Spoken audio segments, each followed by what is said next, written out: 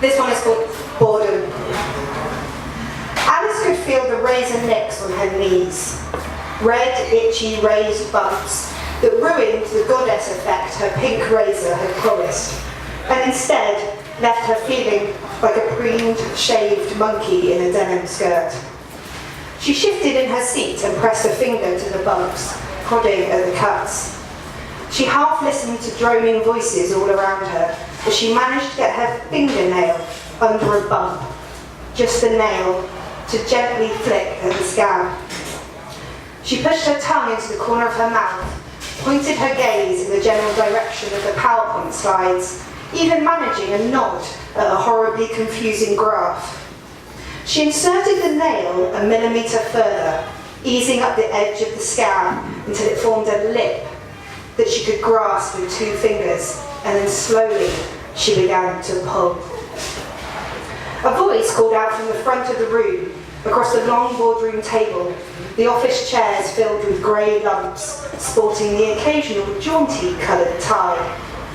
Alice sat up with a short nod and let some business words spill out of her mouth in confident dribble.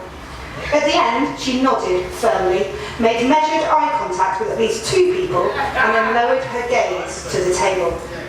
The meeting continued, others talked, keyboards clicked rapidly, and slides passed on screens as Alice slowly hunched down in her chair, her right hand working its way down to her knees again.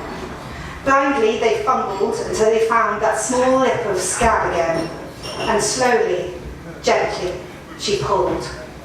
Small, little tugs, until the piece was big enough to grasp between 2 fingers and a thumb. She felt no pain, just numb, bored.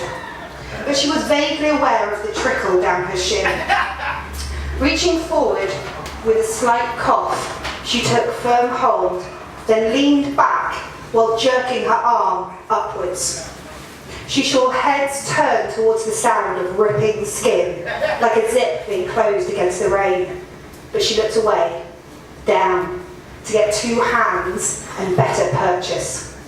She looked away from that graph, those slides, these people, her computer, this room, and pulled the flap of skin up off her knees, thighs, then pelvis, stomach, and finally pulling it over her head.